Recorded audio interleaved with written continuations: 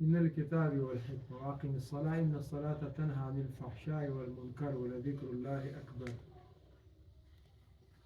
دو نکاتی programme ہے اس آیت کریمہ میں.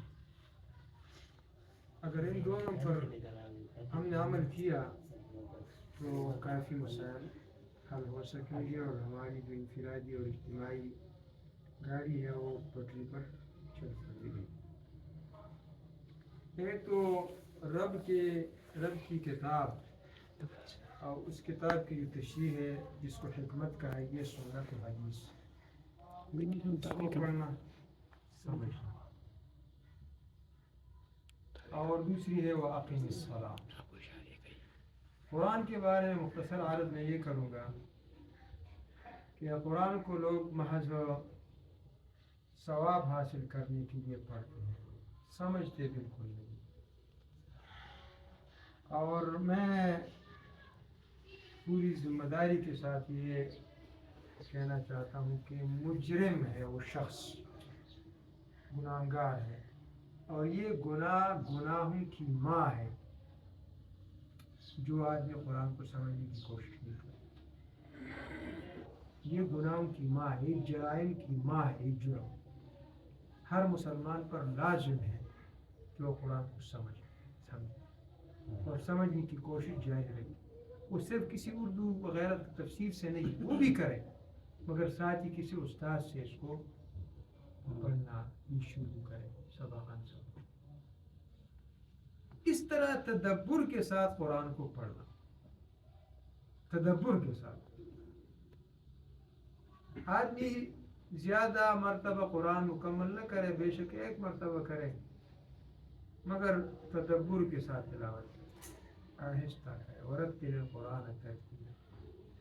تیری ضمیر پہ جب تک نہ ہو نزول کتاب گرا کشا ہے نازل صاحب کشاف. اس طرح کے آدمی خود سمجھے کہ میرے اوپر یہ نازل ہے.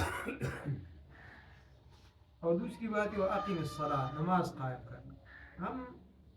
میں یہ بات میرا شکوہ علماء سے بھی ہے, مدرسین سے بھی ہے, اور وہ لوگ جو اللہ کی راہ میں اپنی اصطلاح کے مطابق سال بھر لگاتے ہیں ان سے بھی ہے کہ ہم نماز نہیں پڑھتے. جس نماز میں رکوع نہ ہو, سجدہ نہ ہو, قوم اور جلسہ نہ ہو, نماز نہیں ہے, وہ نماز نہیں ہوئی. نبی کریم نے فرمایا قم فصلی فإنک لم تصلی. اس وجہ سے رکوع میں اطمینان کے ساتھ تسبیحات اور دعائیں اذکار وغیرہ ہیں. اس طرح رکوع کے بعد سیدھے کھڑے ہو جانا, ربنا لک الحمد حمدا کثیرا طیبا مبارکا فی. دونوں سجدوں کے درمیان یہ کلمات کہ اللہم اغفر لی وارحمنی واہدنی وارزقنی وعافنی واجبرنی وارفعنی, کم سے کم 3-4 الفاظ تو ہو جائے, اگر سب نہ ہو جائے. نبی کریم صلی اللہ علیہ وسلم کا جتنی مقدار میں رکوع ہوتا تھا اتنی مقدار میں رکوع کے بعد سیدھے کھڑے رہے. یہ حدیث صحیح بخاری و مسلم. جتنی مقدار میں سجدہ ہوتا تھا اتنی ہی مقدار میں نبی کریم 2 سجدوں کے درمیان بیٹھتے تھے. یہ اہمیت ائمہ مساجد کی نظروں میں بھی نہیں ہے, یہ عمل درآمد نہیں ہے. تو جب نماز ہماری نماز صحیح نہیں ہوئی, ہمارا قرآن کا پڑھنا سمجھنا نہیں ہوا, باقی دین کا کیا. تو اقیم الصلاۃ ان الصلاۃ تنہی عن الفحشاء والمنکر, نماز روکتی ہے بے حیائی و منکر سے. ولذکر اللہ اکبر, اللہ کا ذکر تو بہت بڑا ہے.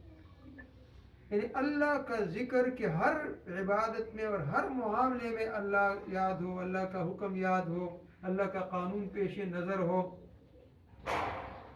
زکوٰۃ میں بھی اللہ کا ذکر ہے, حج میں بھی اللہ کا ذکر ہے, صوم میں بھی اللہ کا ذکر ہے, جہاد میں بھی اللہ کا ذکر ہے, دعوت دین میں بھی اللہ کا ذکر ہے, خدمت خلق میں بھی اللہ کا ذکر ہے.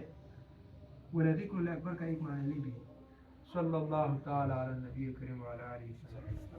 الہ العالمین ہمیں دنیا اور آخرت پر خیر عطا فرما دے, ہر قسم کے شر سے حفاظت فرما دے, پوری امت پر رحم فرما دے, غزہ فلسطین اور کشمیر کے مجاہدین کی مدد فرما, ہم سب کی مشکلات کو ختم فرما, مسائل کو حل فرما دے, دین پر استقامت عطا فرما, خاتمہ خیر اور ایمان پر فرما, صحت کاملہ, عافیت تامہ نصیب فرما.